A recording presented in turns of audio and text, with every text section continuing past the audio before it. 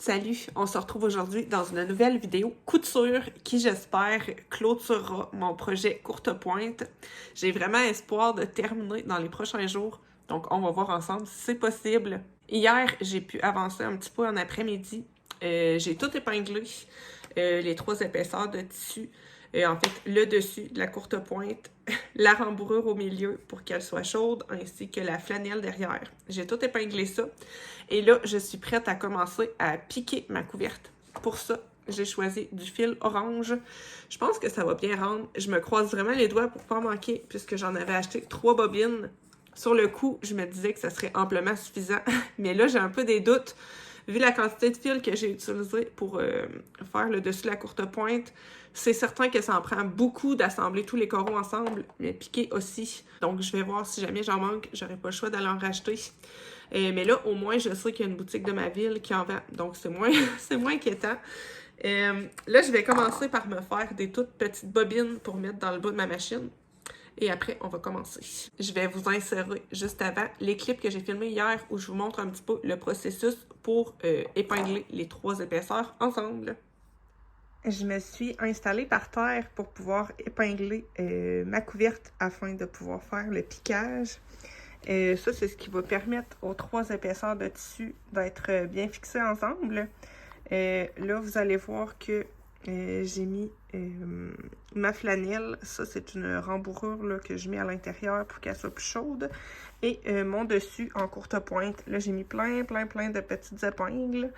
C'est quand même important d'avoir des épingles de qualité. Ça évite de briser notre tissu et de rager parce que nos épingles plient au lieu de rentrer dans le tissu. Moi, ce que je fais, c'est que je commence toujours par le centre. Et puis, en fait, je m'en vais en tournant. Ça évite d'avoir des plis. C'est vraiment important, là, parce que quand on va piquer notre couverte, s'il y a un pli, ça va venir vraiment rendre tout le projet croche. Donc là, j'ai tout épinglé. Je m'installe toujours par terre là, pour être sûr que tout soit droit. Je vais découper l'excédent tout le tour. Et après, je vais pouvoir continuer avec ma machine.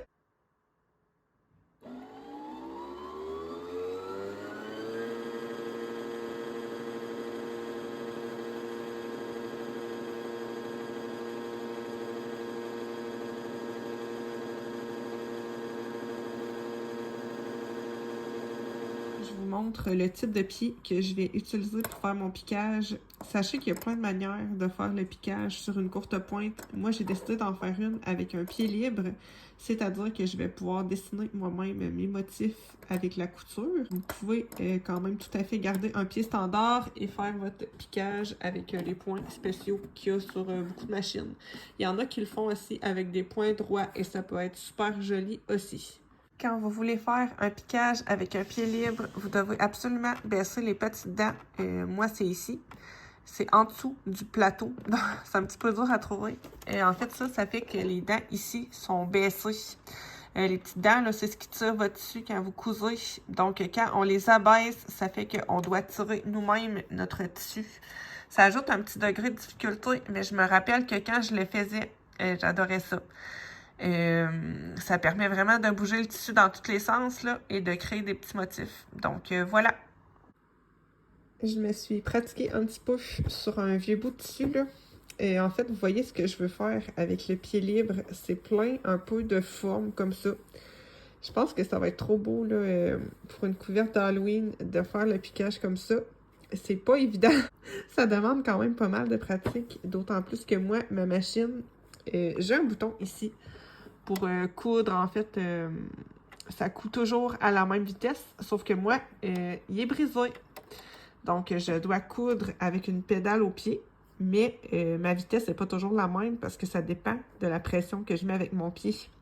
Évidemment, je peux régler ma vitesse ici, là, mais en fait, si je pèse presque pas sur la pédale, ben ça va vraiment pas vite. C'est juste que ça règle un peu le maximum de vitesse que je peux aller.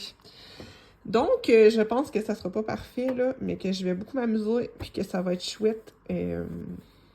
Ça va être chouette à faire et à regarder, je pense. Je vais commencer par le coin. Pour pas vous mentir, ça me stresse un peu parce que je pense que ça fait au moins 10 ans que j'ai pas fait ça, là. Donc, on va se lancer. Hein? C'est le même qu'on apprend. Là, je vais enlever mes petites épingles ici pour pas prendre une épingle dans ma machine. Je vais retrousser un peu ma couverte pour me permettre de bouger et je vais me lancer.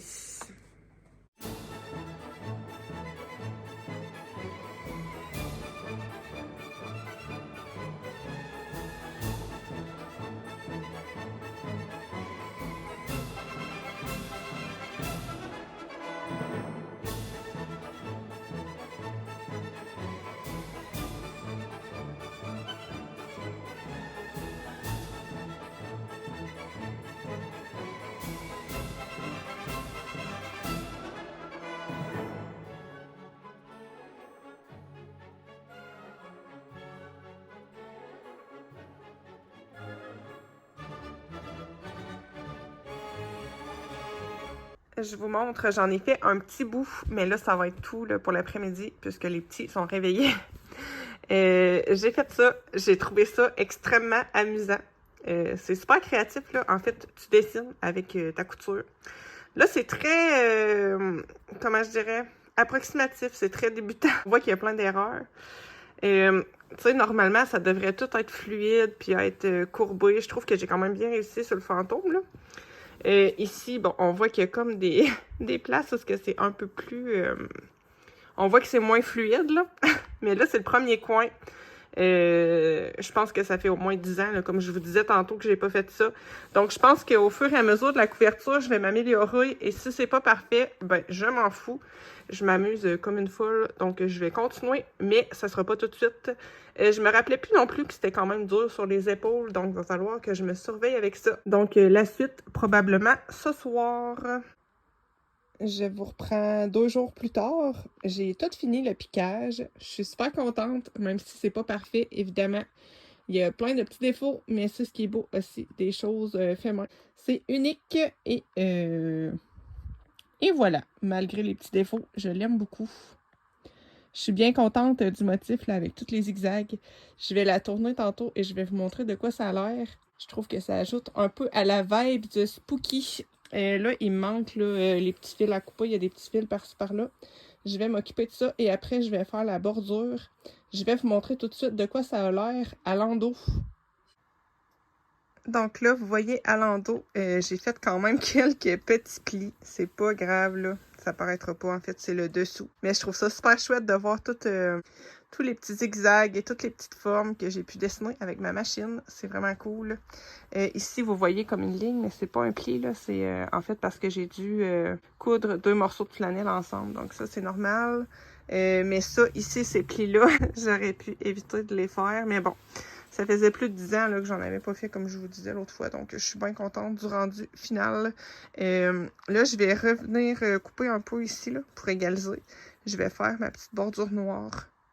J'ai coupé mon tissu. J'ai fait des bandes de 2 pouces et demi. Je me suis pas cassé la tête, là. J'ai fait la largeur de ma règle. Je pense que ça va être bien pour faire ma bordure. Je les ai toutes cousues, une en arrière de l'autre. Fait que là, ça me fait une grande bande.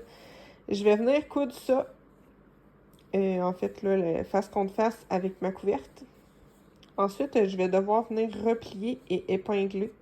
Il y a pour les coins, ça fait vraiment longtemps que j'en ai pas fait, je me rappelle plus trop. Mais je pense qu'en le faisant, ça va me revenir, là, je l'espère. Sinon, je vais aller voir un petit tuto sur Internet. Donc là, c'est ce que je vais faire. Je vais coudre ma bande tout le tour de ma courte pointe. Bon, je suis rendue au premier coin et là, j'ai eu un peu un flashback là, en le faisant.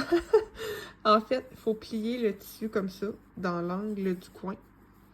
Et après, on le ramène comme ça. Là, c'est un peu dur de montrer là, parce que j'étais à une main. Mais en fait, quand on va le retourner, ça va nous faire un beau coin. Là, j'ai terminé de coudre ma bande tout le tour. Comme vous voyez, là, quand on déplie, le beau côté est vers le dessus. Là, pour l'autre côté, je vais venir replier. Ça, c'est dur de vous montrer à demain, mais comme ça. Je vais épingler partout et je vais venir refaire une couture. Je vais sûrement utiliser du fil noir puisque j'ai pas nécessairement envie là, que ça soit apparent. J'ai épinglé tout le contour comme je vous disais. J'ai mis des petites aiguilles, là, 100% sûr que je vais me piquer avec ça. Mais là, je vais faire ma petite couture. Je vais changer pour du fil noir, comme je vous disais. Et après, un petit coup de repassage et ça va être fini.